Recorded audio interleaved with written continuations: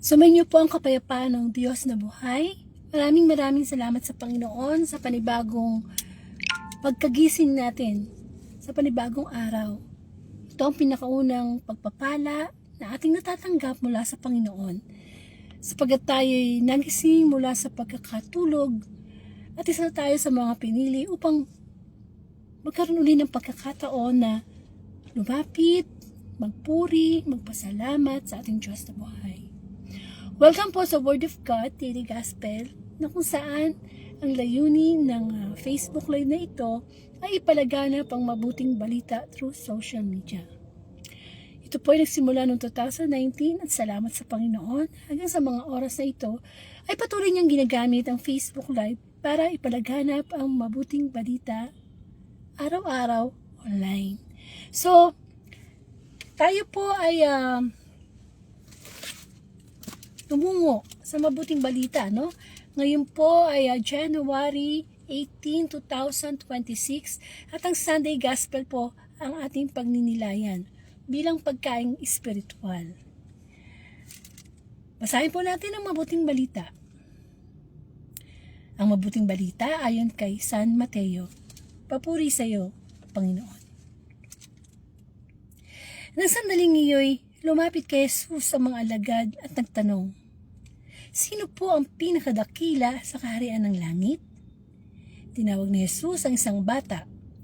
Pinatayo sa harapan nila at sinabi, tandaan ninyo ito kapag hindi kayo nagbago at tumulad sa mga bata, hindi kayo mabibilang sa mga pinaghaharian ng Diyos.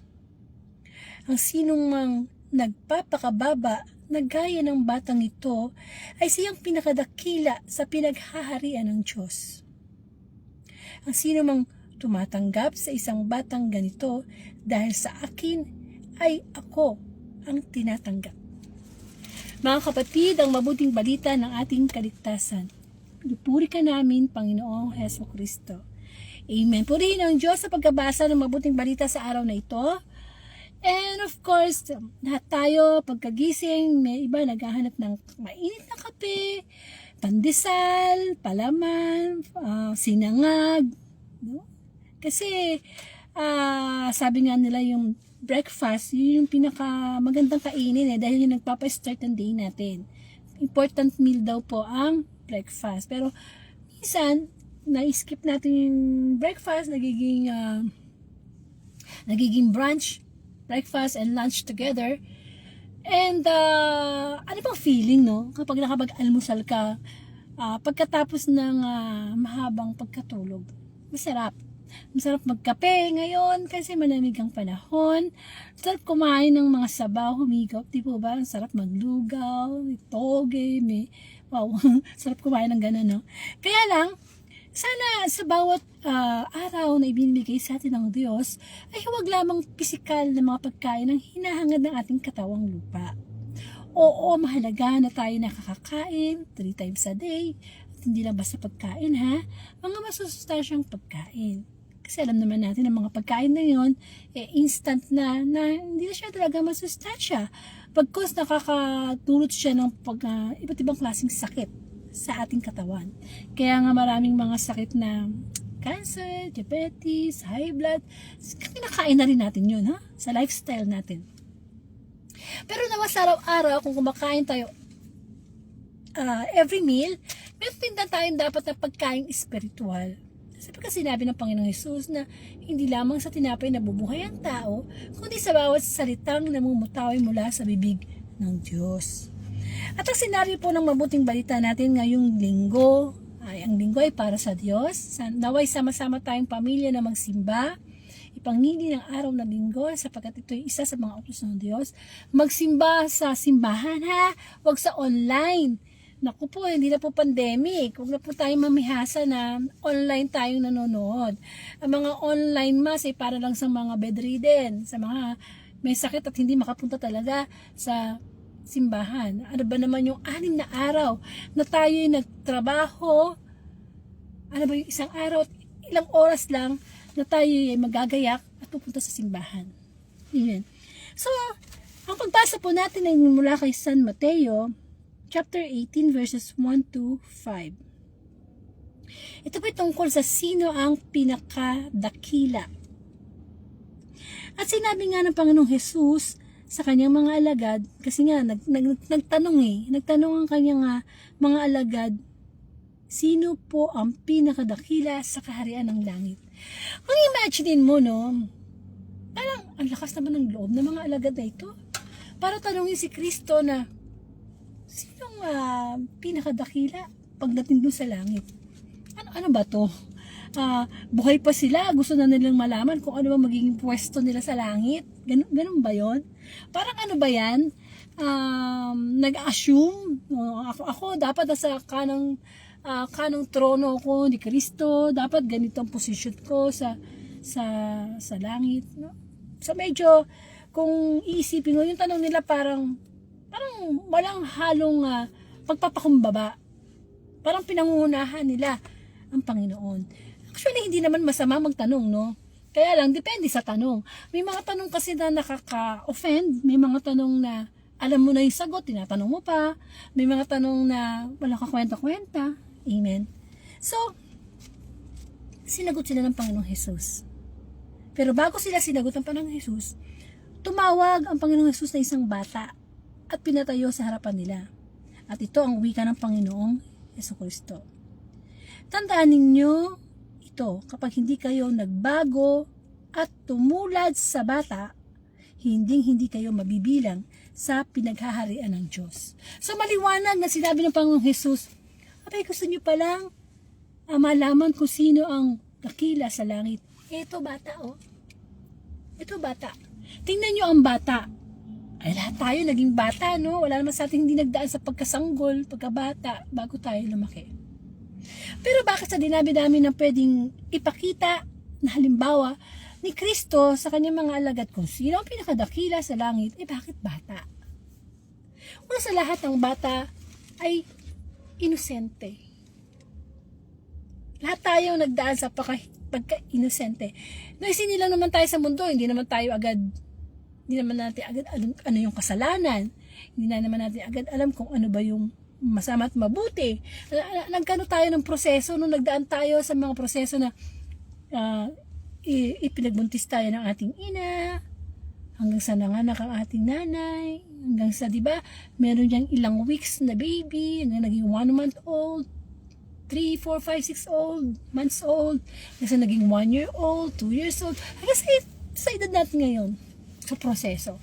Pero ang punto doon, lahat tayo nakaranas maging bata. At sa ating experience, kamusta ba yung ating kabataan? Kabataan, no? Actually, ako, i-share ko yung kabataan ko. Naging masaya yung kabataan ko kasi wala pa social media. Talagang mano-mano, no? Na kapag naglalaro, sa labas kami talaga. Naranasan ko yung mga larong Chinese Garter, patintero, luksong baka, tumbang preso, bahay-bahayan, tsaka talaga, mga text, no? Talagang, kasi noon sa Palawan, umaakit pa kami sa mga matataas na lugar, nagkukulig kami ng, natatataan ko yung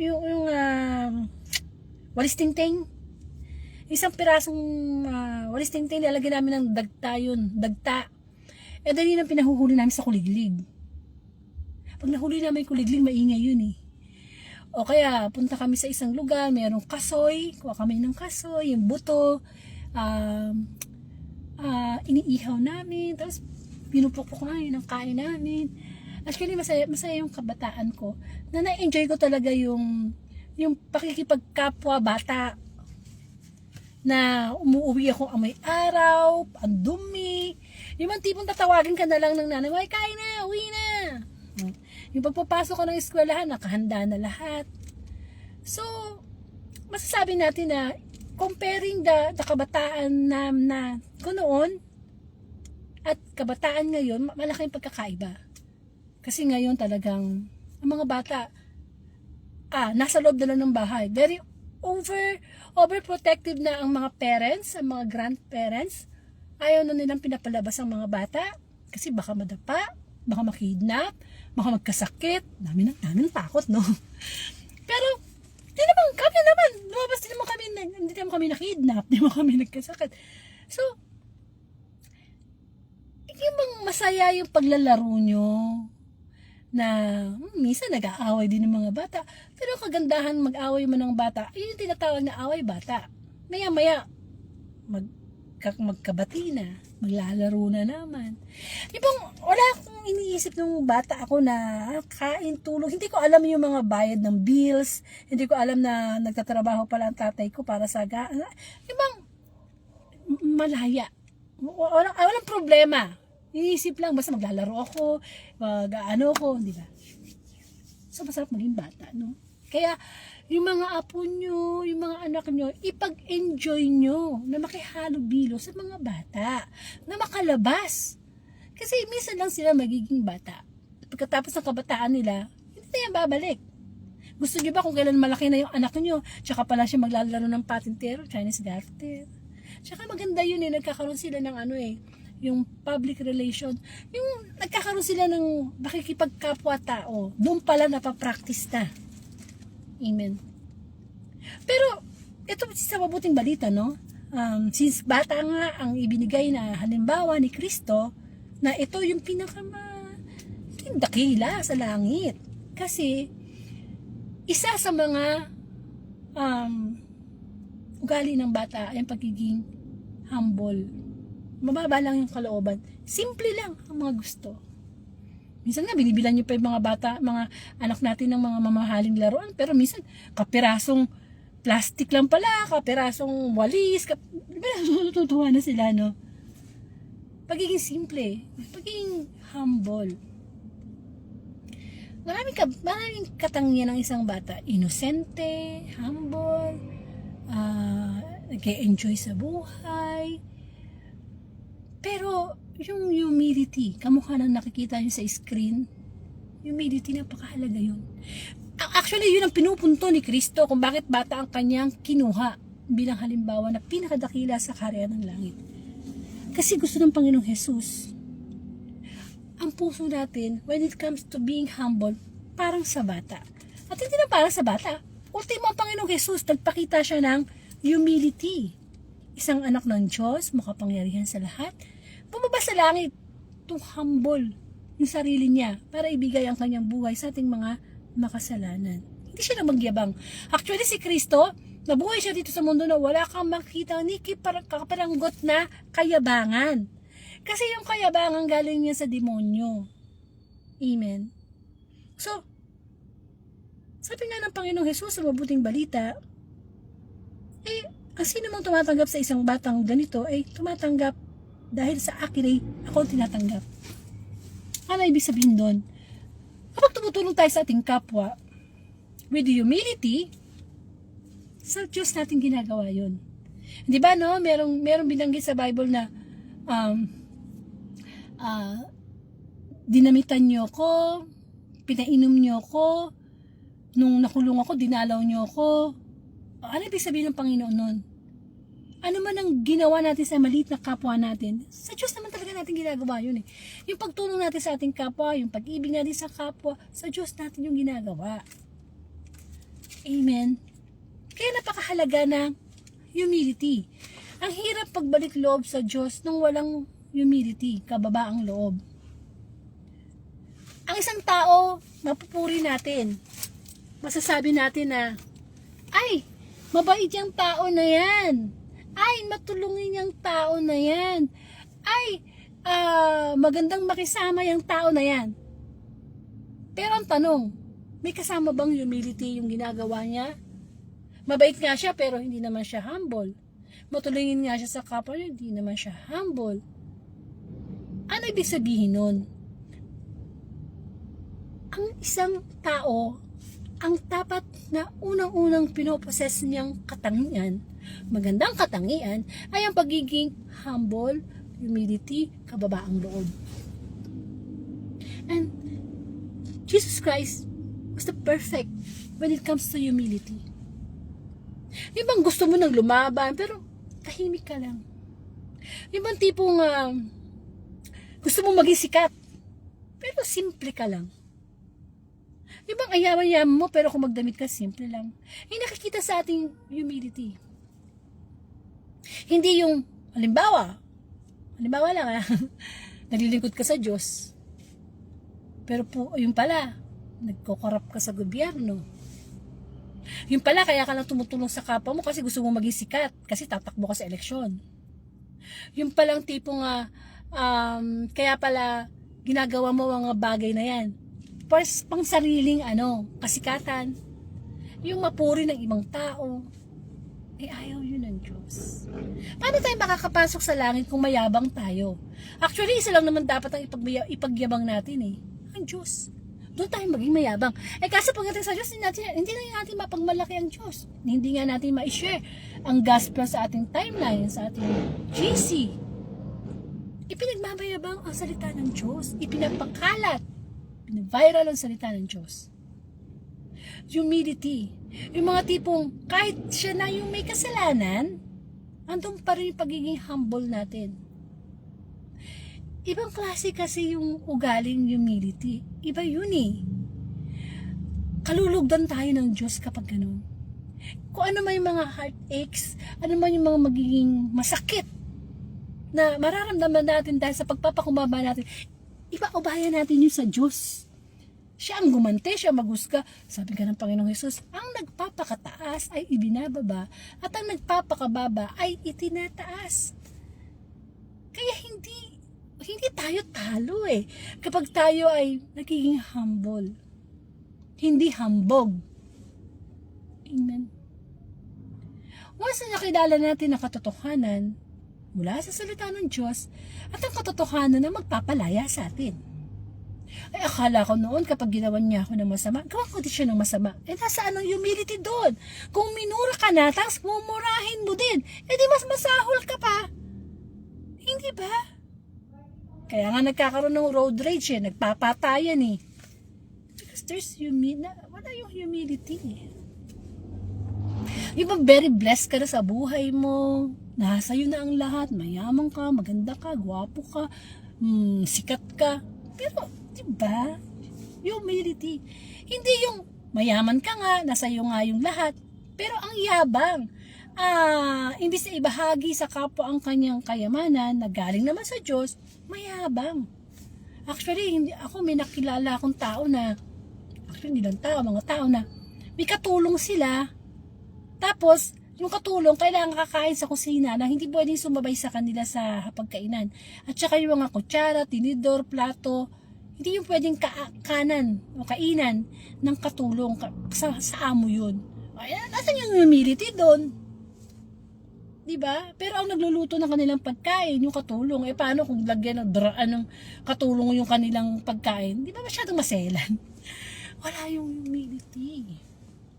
Pagpapasensya. Amen. Kasi sa mundong ito, payabangan Sa social media, payabangan may bago akong ganito, iniyayabang, inaano. Para saan? Hindi pa pwedeng kung ano yung meron ka, tago mo na lang sa sarili mo. Hindi ba kailangan? Kasi minsan nagiging source pa yan na mainggit yung kapwa mo sa'yo. Hindi po ba? Humility. Actually, personally, ako, believe ako sa taong ang humble, pero ang yaman, ang talino. Ay, grabe ang ko dyan. Saludo ako. At parang bilang niyang yatas sa daliri ko yung kilala kong ganun. Hindi ba? Nakakabilib. Nakikita ko si Kristo sa mga taong ganun na talagang pwede namang magmayabang, pwede namang mangliit ng kapwa. Pero diba, sila pa yung lumalapit sa'yo, sila pa yung nag-o-offer ng tulong sa'yo, sila pa yung nakakaunawa sa'yo.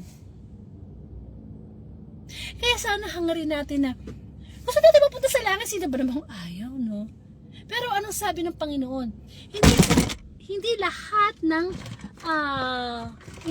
ng nagsasabing Panginoon ay papasok sa langit.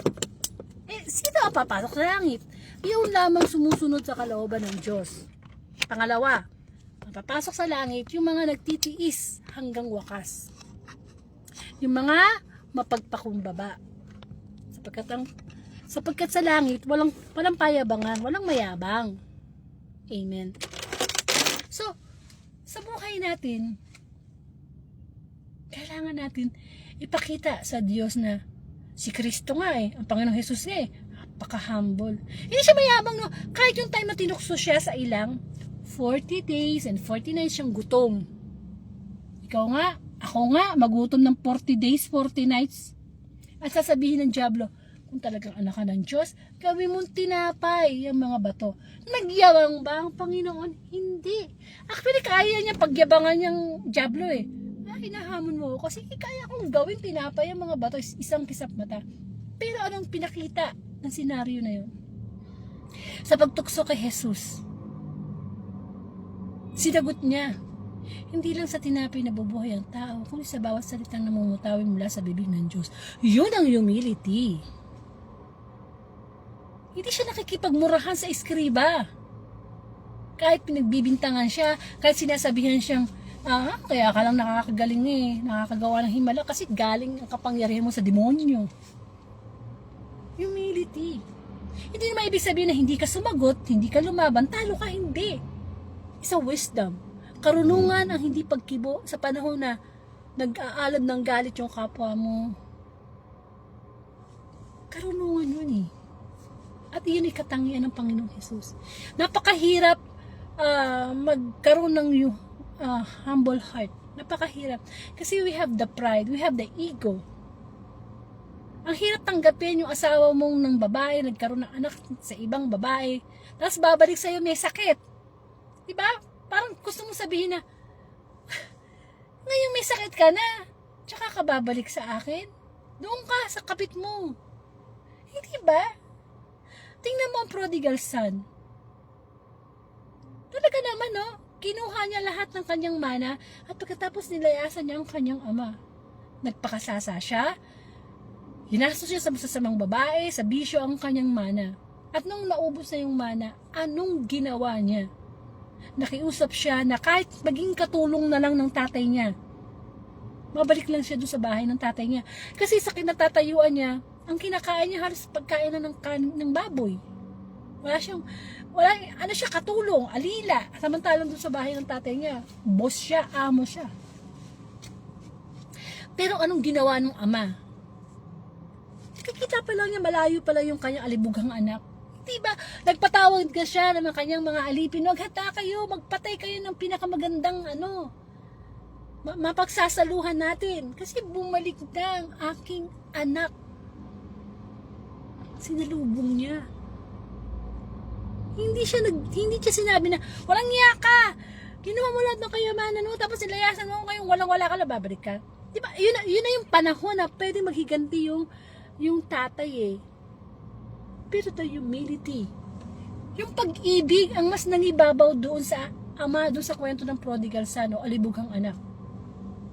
Yun tayo mismo Tayo yun Yung mga may ginagawang masama sa atin ng ating kapwa, gusto natin gumante, gusto natin maging judge, gusto natin maghusga, magparusa. Pero ano sabi ng Panginoon? Sa akin ang paghuhusga, sa akin ang paghiganti. Yes, meron tayong batas ng tao. Totoo naman yun Meron talagang mga kasalanan na dapat pagbayaran sa batas ng tao. Pagpatay, pag-rape, kahit nga batas sa pagsusunog ng basura at pagtatapon, may batas. Yun consequences na lang ng mga masamang ginawa natin, ng mga pagmayayabang natin.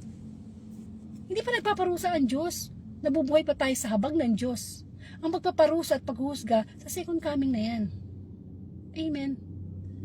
Kasi tayo mayabang Pag nasaling yung ating ego, gusto mo pataya na, tapang ka, labas ka dyan, di ba? Tapos pag nakapatay naman, saka magsisisi. Saka magsisisi. Di napatay mo nga yung tao, pero nakulong ka naman. Kaya mahirap yung talagang humility. Pero walang imposible sa Diyos. Walang imposible sa Diyos.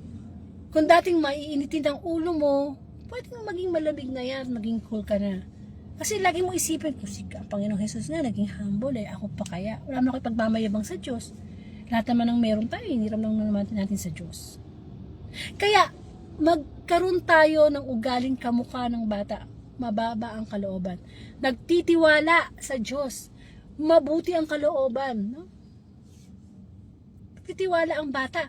Tayo nga, di ba, pag hawak-hawak tayo ng nanay, tatawid tayo sa daan. Di ba nakahawak tayo kay nanay sa kamay niya o sa kanyang palda? Bakit nagtitiwala tayo sa kanya? At yun ang gusto ng Diyos sa atin, nagtitiwala tayo sa Diyos nang may kababaang loob. Mahirap magtiwala sa Diyos kung hindi mababa ang kalooban natin. Bakit? Una sa natin, paano tayo magbabalik loob sa Diyos? Paano tayo hihingi ng totoong sorry? At magbabago ng ating masasamang ugali? Kung wala yung pagiging humble. So, ito yung gospel na nagtatanong sa atin, humble ba ako? Natanong na ba natin sa sarili natin, humble ba ako o mayabang ako? O sobrang ako nagmamataas kapag ako ang nasa tama? Ano ba? Yun na pagniningilay sa atin ng mabuting balita. Humble ba tayo sa harap ng Diyos? Kasi yun ang ticket natin to heaven. So, alam na natin, ha? Ang ticket natin to heaven, makapasok, masulat ang ating pangalan sa Book of Life, pagiging humble. Humble. Kaya simulan na natin yan. Simulan na natin maging humble. Na tayo may pagmabayabang sa Diyos. Mahirap pa tayo sa daga. Mahirap pa tayo sa daga. Bobo pa tayo sa bobo. Bakit? Sapagkat ang gusto ng Diyos, wisdom ang meron tayo. Ang gusto ng Diyos, yung pagiging humble. Mula sa pagsilang hanggang sa kamatayan at muli sa pagbuhay muli, yung pagiging humble ni Kristo ang dapat nating tularan. Nawa, mapagnilayan natin sa umagang ito, sa araw na ito, yung ating humility, trabahuin natin yan sa tulong ng Diyos. Sa tulong ng Diyos. Hindi natin kayang maging humble kasi likas tayong makasalanan. So, kailangan natin ng tulong ng Banal na Espiritu upang yung humility na yan, magkaroon tayo para tayo ay makapasok sa kaharian ng Diyos. Magkaroon po tayo ng closing prayer. Muli, Panginoon, maraming pong salamat sa pagpapaalala mo sa amin na nagiging mapagmataas kami sa mga pagkakataon na nakakalimutan namin na ikaw ay isang Diyos na may mababang kalooban. Turuan mo kami, Panginoon, na magpakababa ng aming sarili sapagkat yan ang gustong makita sa naglilingkod sa iyo, sa iyong nilikha, ang kababaan ng loob. Lord, ipinapanalangin ko kami ang mga time na nagiging mayabang kami, Panginoon. Dalangin ko na lagi mo ipakita sa amin ang magandang halimbawa na ipinakita ng Panginoong Hesus. Ama namin, sumasalangit ka, sambahin ang ngalan mo. Mapasa amin ang kaharian mo, sundin ang gawa mo dito sa lupa para na sa langit. Bigyan mo kami ng aming kakanin sa araw-araw at patawarin mo kami sa aming mga sala para ng pagpapatawad namin sa nagkakasala sa amin. Huwag mo kaming pahintulot sa tukso, adyan mo kami sa lahat ng masama. Sa ngalan ng Ama at ng Anak ng Espiritu Santo. Amen. So, purihin ng Panginoon, nawa, i-share natin itong gospel. Huwag tayong mahiya. Meron tayong kapangyarihan to share the gospel sa social media, no? I-share nyo to sa timeline nyo. O kung hindi itong Facebook Live na ito, punta po kayo sa YouTube. Maraming daily gospel na pwede nating i-share. Pagpapakita ng kababaang loob na sinishare natin si Kristo. Kasi, mission natin yan Great Commission natin. Utos siya ng Diyos. Kung si Kristo nga, sinare niya ang gospel, tayo, no? Gawin natin yan. Gawin natin. Huwag natin kahiya. Let us be humble, no? So, muli ko ibibigay ni Lord on January 19, 2026, Monday Gospel. Sama-sama tayo muling magnilay sa pagkaing spiritual online. To God be the glory.